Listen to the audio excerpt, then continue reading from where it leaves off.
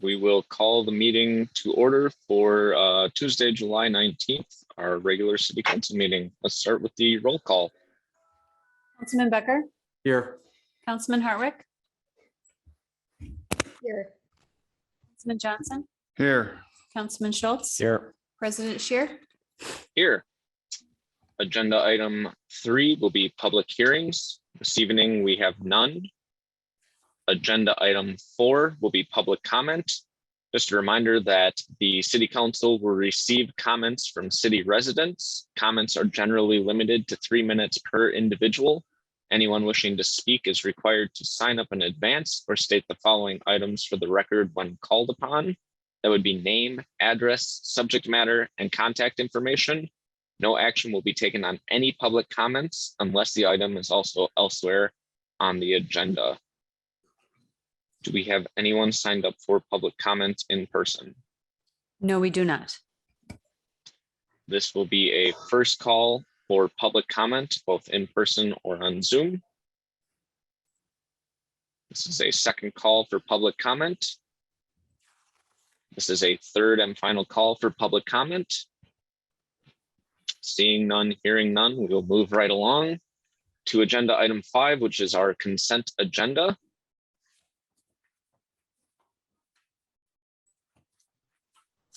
I make the motion to approve the consent agenda as presented.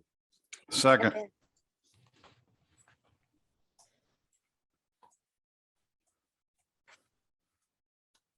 Oh, I think he froze. Awkward. Chris, are you there? Bruce, would you like to call the vote, please? We have a motion and a second. May we have a motion, or all those in favor, say aye. Aye. Aye. All those opposed? Motion passes. Chris, would you continue, or excuse me, Bruce, can you continue?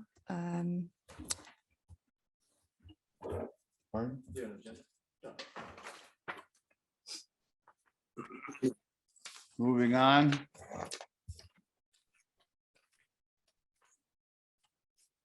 To item number 6, petitions and requests and communications. Tonight, there are none. Item 7, resolutions and ordinances. We're going to review the action relating to the resolution approving participation in the 2023 Jefferson County Roads Aid Program and authorizing the city contribution of $6,191 from 2022 street program budget. Mr. Selly, it's on you. Thank you, Councilman Johnson. We participate in this program every year. The county kicks in the same amount, $6,191 to a fund that is accessible by the city. We allow this fund to grow until it gets to an amount where we can actually do something. The last time we did was, I believe, in 2019.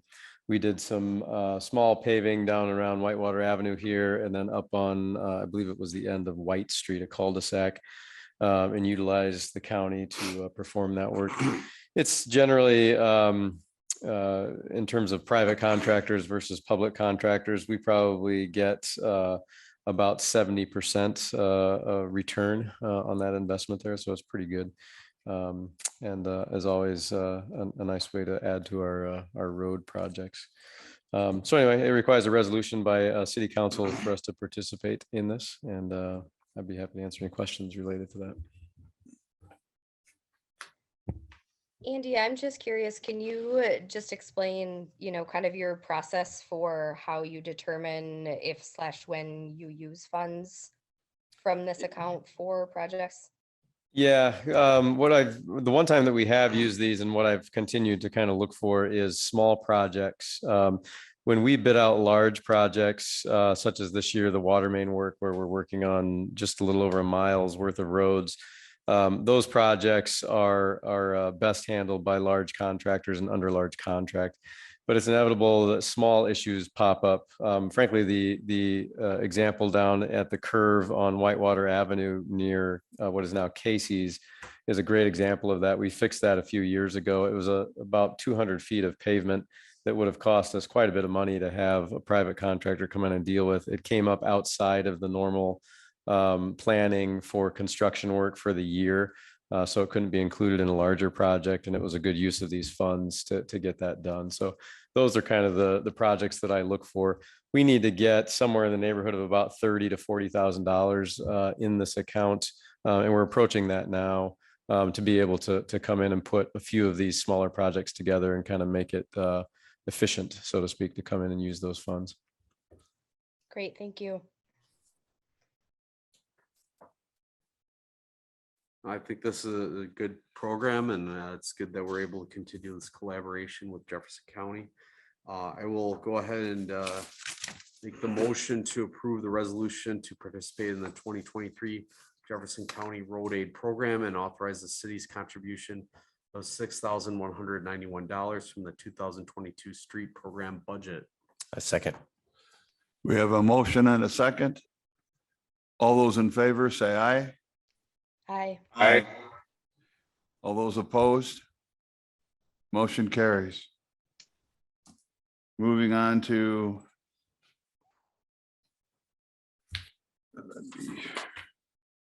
7A, second reading of an ordinance to amend the official zoning map of the city of Fort Atkinson to change the zoning of the properties located at 603 North 4th Street, 609 North 4th Street, 615 North 4th Street, and 403 McMillan Street from SR5 Single Family Residence -5 to 1 institutional. Yeah, thank you, Councilman Johnson. So this is the second reading. I think we went over this in a fair bit of detail at the last meeting. Mr. Jim Nelson is here if there are any questions representing Fourth Healthcare. The Planning Commission reviewed this at their last meeting, actually may have been 2 meetings ago, if I'm not mistaken. And we did have a fair bit of public comment associated with that. Mr. Nelson did reach out to those neighbors via letter and personally, and I think a number of those concerns have been voiced and answered to a certain extent. But we have not received any additional information on this nor input from the public since the last reading that we had at our last council meeting.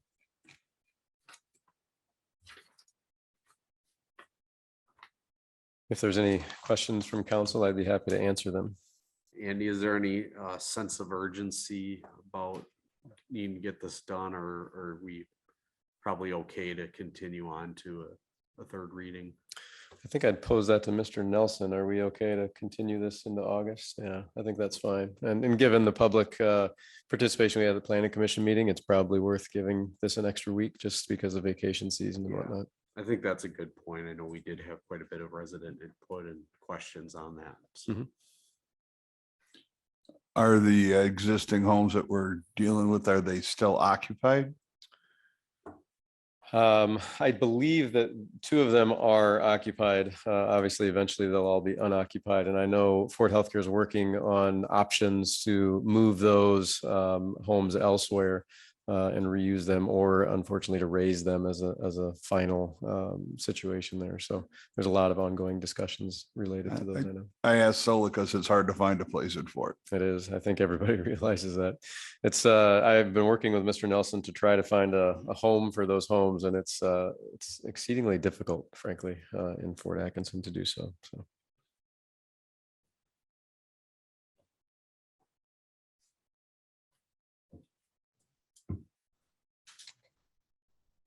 I move to direct the city manager to prepare this ordinance for a third and final reading at the city council meeting on August 2nd, 2022. A second. We have a motion and a second. All those in favor say aye. Aye. Those opposed? Motion carries. Moving on to 7B. No, C. sorry. C, 7C. The first reading of an ordinance of annexing territory at W6490 Campus Drive and W6492 Campus Drive to the city of Fort Atkinson. I think Councilman Johnson, we're at the third and final reading of an ordinance to amend the official zoning map. 7C on the agenda that I'm looking at, if that's the same as what you have. 7B on ours, Bruce. There's two A's, B's, so Pardon? if you go back to item B. I jumped over one, did I? Yeah, Yep. it's numbered or lettered wrong, so you're right. We're confusing. Just on that one. Okay, the third and final reading of an ordinance meant to amend the official zoning map of the city of Fort to change the zoning on 1205 Industrial Drive from high heavy industrial to MI medium industrial. I know Mr. Salamone has to get out and make pizza, so we'll get this one up in order, right? So this is the third and final reading. As we stated previously, this is a change in zoning for self-storage within the industrial area, which is where we want self-storage to go. So it's in keeping with the comprehensive plan of the city. We've received no feedback from the public related to this, and we would recommend that this be adopted this evening. Seems very non-controversial. I will make the motion to approve the ordinance to amend the official zoning map of the city of Fort Atkinson to change the zoning of 1205 Industrial Drive from HI heavy industrial to MI medium industrial. I second. We have a motion and a second. All those in favor say aye. Aye. Aye. Aye. Those opposed? Motion carries. Thank Now, you. in better order, we're moving on to item 7C, the reading of an ordinance annexing territory at W6490 Campus Drive and 6492 Campus Drive to the city of Fort Atkinson. Yeah, so this is the first reading for this annexation ordinance. The packet, I think, included a map of where this lies. It is immediately adjacent to the high school and just south of the land that the what we've called the Banker Road land that the city has purchased. This land will be included in the TID district that is forthcoming in this area that will help spur the development in that northwest area of the city. This will go to the Planning Commission for the first time next week. And obviously, ordinances require 3 readings, and this is the first this evening.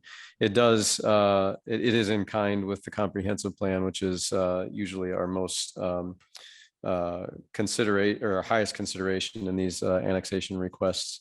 And staff would support this moving forward to a second reading. I'd be happy to answer any questions that council may have related to this. Are all the owners in agreement with it being annexed? They are. In fact, I believe all of the owners signed such in writing that they were in agreement with the annexation. Most of the owners, actually, I believe all of the owners are tenants at that location, but still have a say in the annexation. This would clean up that area pretty well as far as no islands in between the city and what we're doing. It would help with that, certainly. Yeah, this is a part of the island. There would still be a few parcels immediately along Banker Road that are still in the town, but this is a portion of those islands that would be coming away from that.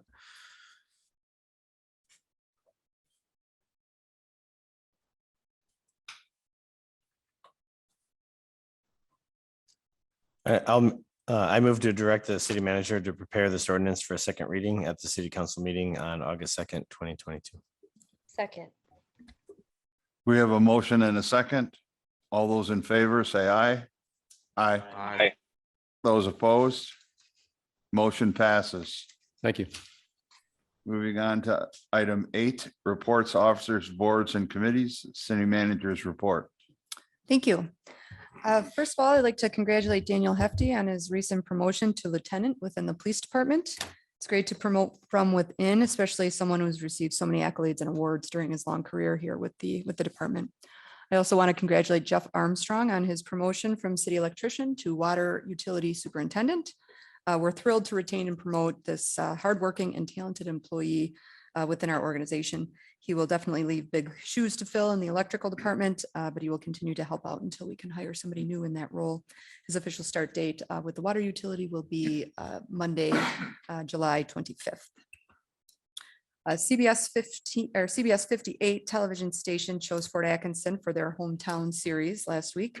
They filmed here live throughout the day on July 12th.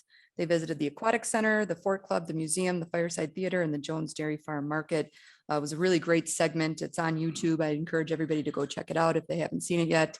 And I just want to thank all those who were involved in organizing those events and photo and video ops for the day. So there was a lot going on in Fort Atkinson that day, which was great. And it really painted a great picture of our community. So thank you to everybody who participated. We are starting the 2023 budget and 2023 through 2028 capital improvements project planning and budgeting process this week. August and September will be very busy months with budget preparation, but we hope to again produce a high quality and transparent document that communicates the goals of the city for 2023 and beyond. The Robert Street Bridge project remains on track for an August 27th open date for traffic. The crews have made the transition from demolition to construction and are currently scheduled for the first deck pour next week. The water main project is proceeding as planned and on schedule for an October completion. There have been a few questions, concerns from residents, and communication between the contractors, the city, and the residents remain strong for that project. The city has now completed the site investigation phase for the Lorman project and has submitted a draft report documenting the results and suggesting remediation efforts to the Wisconsin DNR for review. After that review, we'll move forward with soliciting bids for the demolition of the buildings and implementation of that remediation plan. The project must be complete by the end of the year. We are on a tight timeline, but at present, we still plan to meet that deadline. That's all I have today. I'd like to thank Mr. Shelley for keeping all these big projects in motion and on schedule. Well done.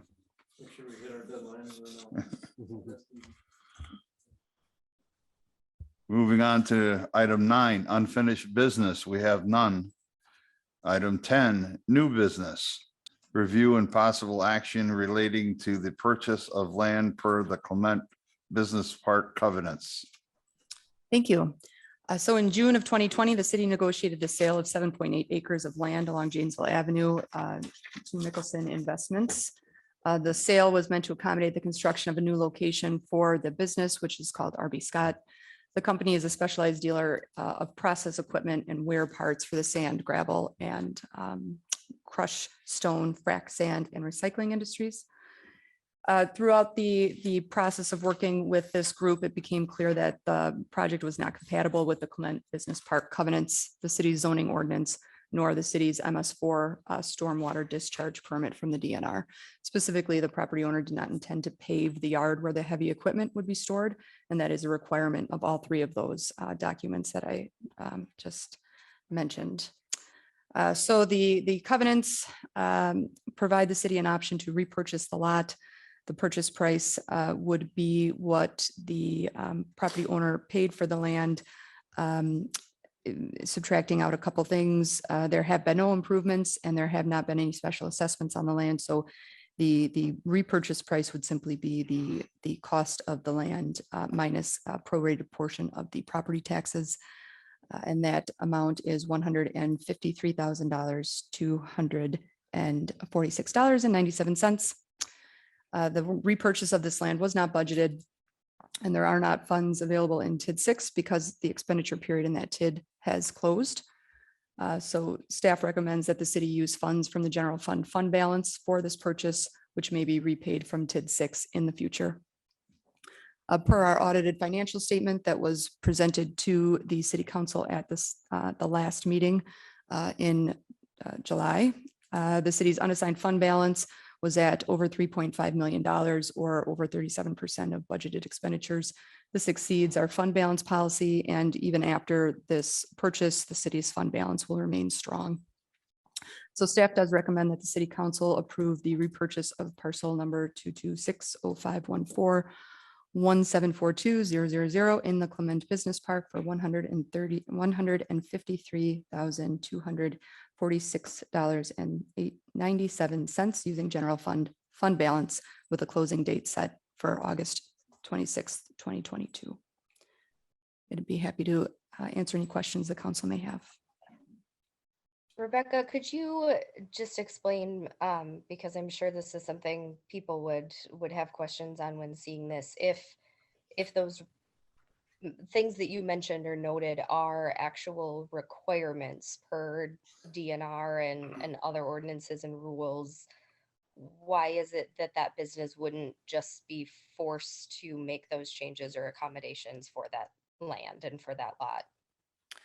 So the city's MS4 stormwater discharge permit is based on a couple different things. Not all communities have the same level of permit. So not all communities would have the same requirement for paving. Smaller communities who have a different stormwater discharge permit may allow the lack of paving. And also properties in townships throughout the state may or may not require paving of certain parking lots. So there are certainly places that this business could locate without a paved parking lot. However, our Clement Business Park covenants from when the park was established back in 2000 or 2002, that was a requirement that all parking areas and storage areas in the park be paved. Our zoning ordinance also requires the same. So knowing that, are we not in a position to hold them accountable to those covenants that would have existed when they purchased the lot? I mean, we could certainly, I mean, they wouldn't build on the lot if they were forced to pave. They made that clear during discussions. So they would just, if the city did not repurchase this lot, then they would simply have money tied up in it until it would sell to someone else. If the city repurchases the lot, which is what staff is recommending, we will be able to remarket it and hopefully resell it quickly to another business that would construct a building and site plans in accordance with our covenants, zoning ordinance, and stormwater permit. Thank you. I think that'll help clarify for folks who read about this and maybe have some questions. Thank you. You know, I look at this and I think, you know, it's unfortunate that the city wasn't able to come to a mutually agreeable site plan, but in business, these things do happen from time to time. And I look at the south side, Janesville Avenue right now, and I look at, Quick Trip's building a new gas station. We have the redevelopment of the former Shopko location, and I just think that there's renewed focus, and this lot, upside of it is it's right on Janesville Avenue. It's a great location. So I feel pretty confident that hopefully the city will eventually be able to resell this piece of property to somebody who will be able to do something that fits more with the intent of the business park and the community as a whole. So I'll have to agree with Mason. I believe that the situation out there is evolving into a growth situation with reformatting of the Shopko building, and with lots available in the front of it for smaller businesses to also come in right on the street. And the Quick Trip, well, I don't know if you've been by it. I've seen it. It's beautiful looking, and it's busy now. I don't think it'll get less. coming along nicely. Yeah, I think it's also good to know that although this is not, we're expending, or we're spending out of our general fund for this, we're gaining an asset out of it that can be resold and hopefully, recoup the cost that we're putting back into this. If there's no other further comments, I move to approve the repurchase of parcel number 226-0514-1742-000 in the Clement Business Park for $153,246.97 per the covenants with a closing date of August 26, 2022. Second. We have a motion and a second. Considering Clement Business Park has always been a hot topic, I think I would request that we do a roll call vote for this one. Councilman Becker, Aye. Councilman Hartwick, Aye.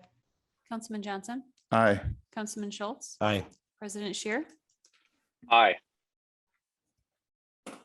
That motion does carry. The motion carries. Is all those, oops, we forgot all those opposed. Motion carries. Item 10B, review and possible action relating to alcohol beverage license application for, let's see, I'll work on this. Guanajuato.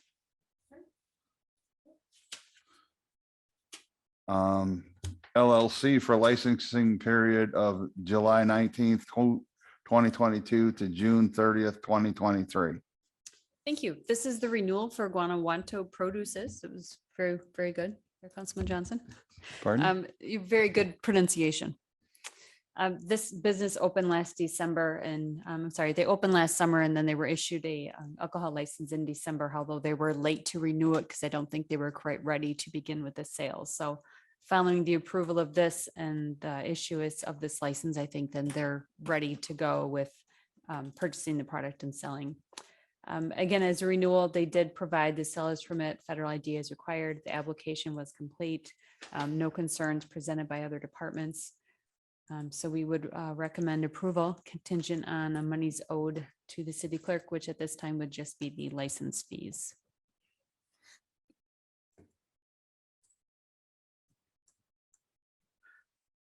I will make the motion to approve the alcohol beverage license application for Guanajuato Produces for licensing period of July 19th, 2022 to June 30th, 2023, contingent on payment of monies owed to the city. Second. We're having a motion and a second. All those in favor say aye. Aye. Aye. Those opposed? Motion carries. Moving to item 10C. Review and possible action relating to alcohol beverage license application for La Morenita LLC and licensing period of July 19th to 2022 to June 30th, 2023. Thank you. This is a new application submitted this year. The location La Morenita, if you're familiar, was the most recently former Family Video and historically the Burger King location that was on Hardee's. Thank you. Thank you, Hardee's. That didn't sound right. Janesville Avenue and 3rd Street.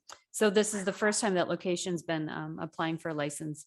The seller's permit was provided and confirmed along with the federal ID. The agent and owner, Gustavo, is in the audience today. The only thing is contingent is on proof of the responsible beverage server course, which I believe you were taking today. He has a gentleman that lives locally that assists him with his business that was assisting him with getting that all taken care of today. So once I get the certificate that you had taken the course, and then just the license fees is all that would be necessary, and we could approve. And this would be for a Class A beer and then Class A cider only. So we do not have any liquor license available at this time. However, should one become available, I will let them know if they had any interest in applying. Background check was successful. And again, we have no other concerns, but I'd be happy to answer any questions.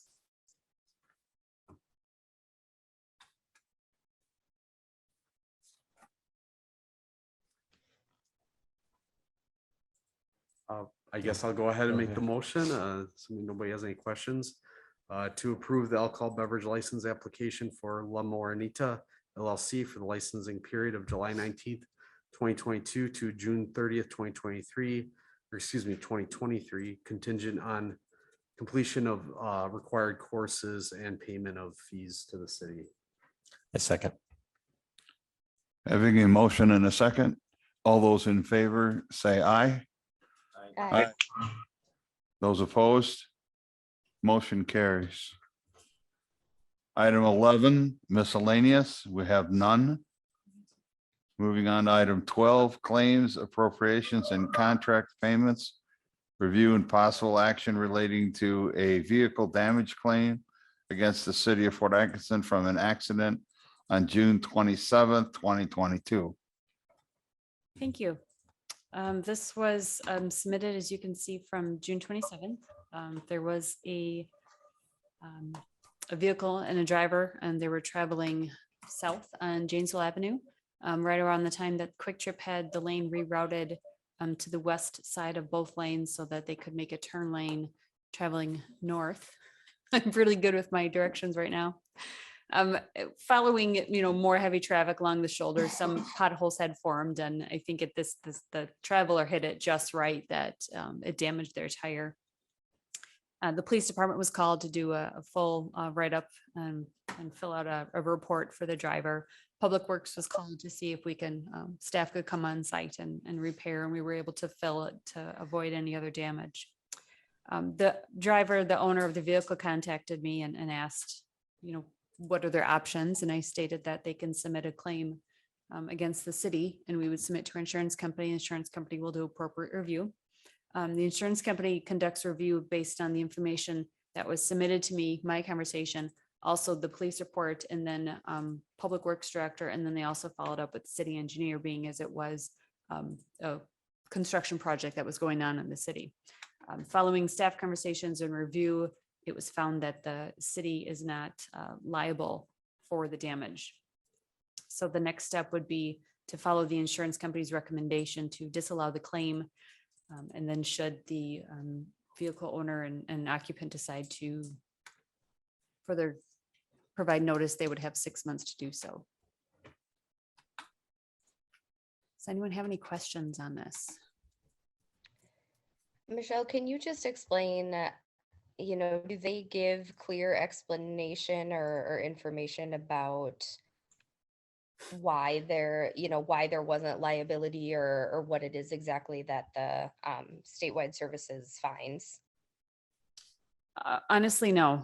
Documentation they provide me was included in the packet. It's a simple letter saying, we reviewed the matter, recommend the city deny the claim based on the statute.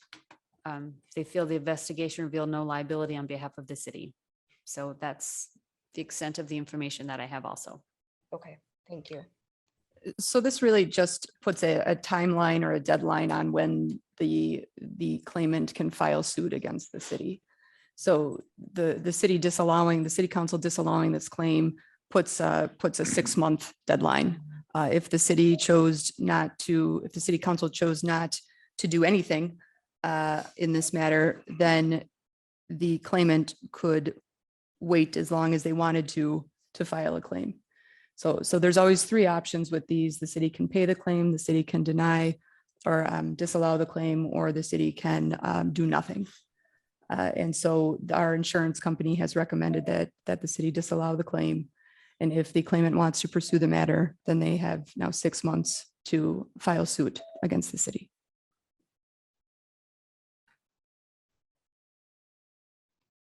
These are never fun situations. I understand we're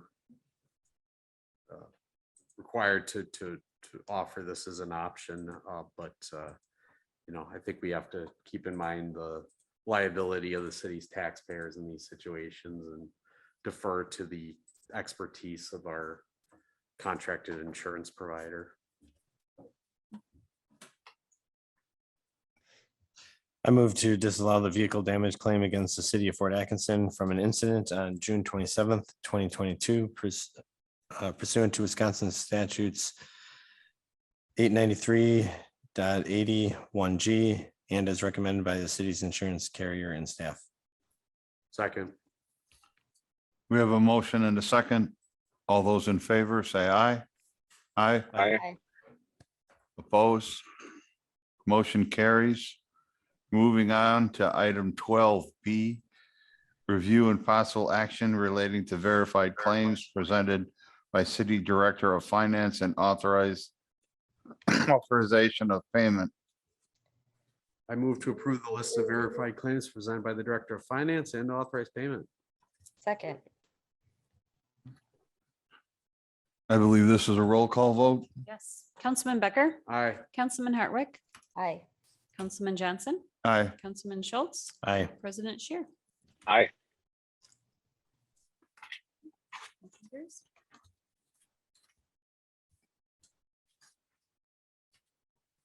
Motion carries. Motion carries.